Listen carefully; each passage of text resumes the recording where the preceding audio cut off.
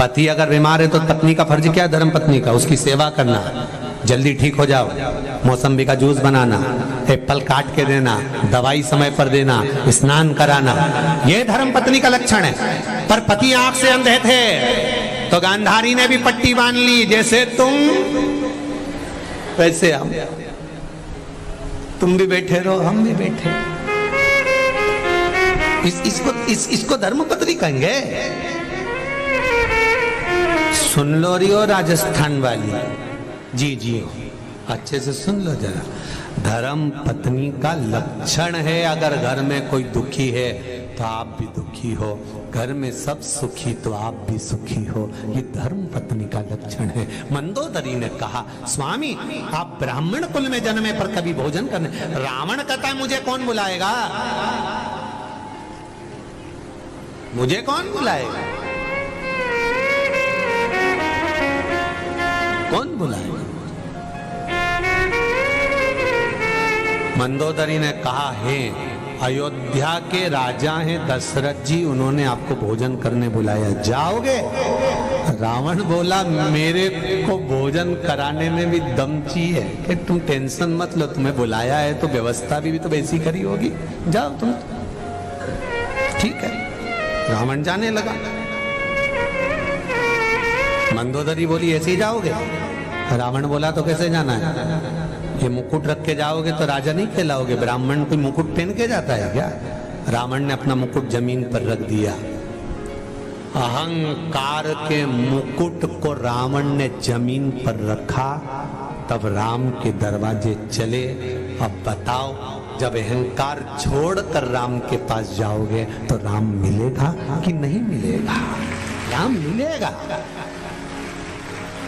मेरा प्रभु राम अवश्य मिलेगा।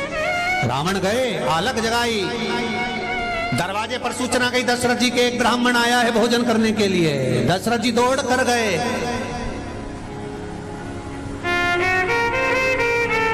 दौड़ कर गए,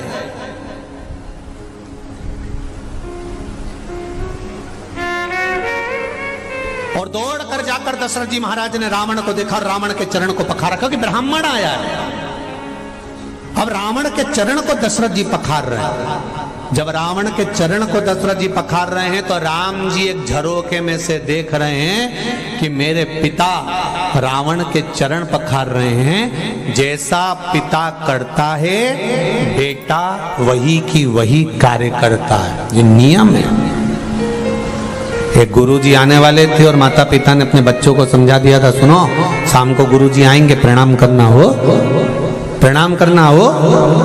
ठीक है, शाम को गुरुजी आए, माँ ने कहा बेटे से चल प्रणाम करनी करना। माँ ने दो धर के दिया, गुरुजी है प्रणाम क्यों नहीं करता? रोने लगा बच्चा, बच्चा रोया।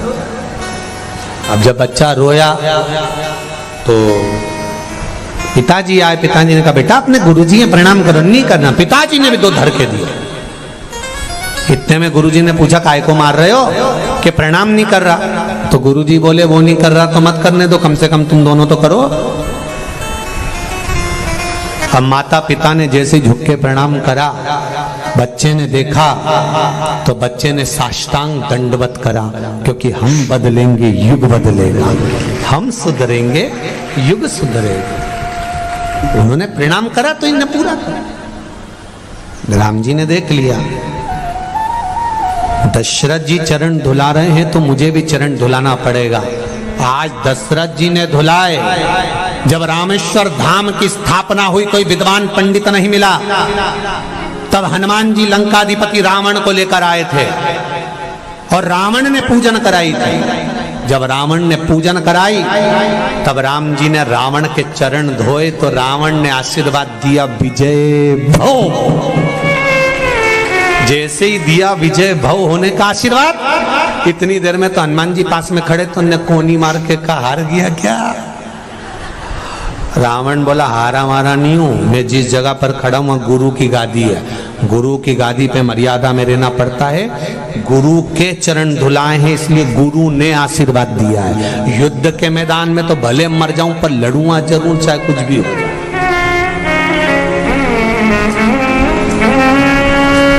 लड़ूंगा जरूर चाहे कुछ भी हो। बड़ी मर्यादा रखना पड़ती है साहब। मंदिर में अगर पूजन कर रहे हो और खुद की धर्म पत्नी भी अगर दर्शन करने आई है तो जो आरती पूजन कर रहा होता है, भले वो ब्राह्मण हो, पंडित हो, पुजारी हो, उसको ये स्मरण करना पड़ता है कि यहाँ पर मेरी पत्नी नहीं खड़ी है, एक भगवान बालाजी का दर्शन करने के लिए एक दर्शनार्थी खड़ा है। उसे कोई मतलब नहीं। बेटा भी आया तो दर्शनार्थी है, पत्नी भी आई तो दर्शनार्थी है, पिता है तो दर्शनार्थी है। जब तक वो बालाजी सरकार के पास में है, जब तक वो बाबा के पास में है, जब तक वो परमात्मा के पास में है, तब तक वो बेटा नहीं, तब तक वो पति नहीं, तब तक वो 1008 संत श्री मोहनदास महाराज है। जब तक वो अंदर है तब तक वो परमात्मा का स्वरूप। उसे कोई मतलब नहीं कि तुम कौन हो, उसकी भक्ति। चरण धुलाए, रावण अंदर गए, भोजन करने के लिए पूछा, बोलो ब्राह्मण देवता भोजन बनाएं, भोजन की तैयारी करें। क्या बनाएं आपके लिए? ब्राह्मण से हमेशा पूछ के भोजन बनाना चाहिए। खीर बनाऊं, हलवा बनाऊं, पूड़ी बनाऊं, क्या बनाऊं? बताओ, तुम बताओ, मैं बता दो, बोलो। रावण ने कहा, एक शर्त पर भोजन करूंगा। क्या? भोजन अगर सीता बनाएगी तो करूंगा, नहीं तो नहीं करूंगा। अब जाकर सबने सीता जी से कहा, जानकी जी भोजन बनाओ। सीता जी बोली, मैं भोजन क्यों बनाऊं? अभी तो मेरे हाथ की मेहंदी नहीं छूटी है। ऐसा सुना है पहली बार अगर बहू भोजन बनाती है तो अपने पितरों को जिमाती है, ससुर सास को जिमाती है या पति को जिमाती है। ना तो ये मेरा पितर है, ना ये मेरा ससुरा है, और ना ये मेरा कोई, तो मैं भोजन क्यों बनाऊं? विश्वामित्र जी ने कहा, जानकी ब्राह्मण जब भोजन करता है तो वो घर के पूर्वजों के भाव से करता है, या पितरों को मानकर भोजन कराए बनाइए। सीता जी ने भोजन बनाया, रावण ने भोजन करा। दशरथ जी थाली लेकर आए तिलक करने के लिए, और दक्षिणा मांगो। क्या दूं मैं आपको? लो दक्षिणा मांगिए। रावण कहता, सुनो दशरथ जी महाराज, जिसके कारण मैं भोजन करने आया हूं, जिसने मुझे भोजन बनाकर खिलाया, दक्षिणा भी वो ही देगी, उसको बुलाओ। कौन? बोलो बोलो, जम के बोलो। सीता, बुलाओ उसको। माता जानकी आई, सिर पे पल्लू, हाथ जोड़कर खड़ी है, बोलिए ब्राह्मण देवता दक्षिणा क्या दूं मैं आपको? बोलो क्या दूं मैं दक्षिणा? बताओ आप, क्या दिया जाए? रावण कहते हैं, सीता को देखा ऊपर से नीचे तक और देखकर कहा, जो मांगूंगा सीता वो तुम दे दोगी? सीता जी कहती हैं, बिल्कुल मांगिए, मैं दे दूंगी, मना नहीं, आप मांगो, बोलो बोलो क्या चाहिए। रावण कहता है, फिर सोच लो सीता, दक्षिणा में जो मांगूंगा वो देना पड़ेगा। सीता जी कहती हैं, आप मांगिए, मैं दूंगी, बोलो क्या चाहिए। रावण ने कहा, दक्षिणा में सीता, मुझे मेरी मुक्ति चाहिए। क्या चाहिए? जम के बोलो। दक्षिणा में मुझे मेरी मुक्ति चाहिए। सीता जी बोली, रावण, लंकेश, ब्राह्मण देवता, अगर मेरे पिता जनक जी के यहाँ आते और मैं कुंवारी होती, जो मांगते वो दे देती। अब मेरी शादी हो गई है, मैं ससुराल में हूं, पति से बिना पूछे कुछ नहीं दे सकती, क्योंकि सीता जी जानती हैं मुक्ति देने वाली मैं नहीं, मुक्ति देने वाला तो राम है, वो दे सकता। ये सीता जी जानती। सीता जी गई, राम जी के चरणों में जाकर प्रणाम कर कर कहा, स्वामी, दरवाजे पर ब्राह्मण भोजन करने आया है और उसने दक्षिणा में मुक्ति मांगी है, दे दूं?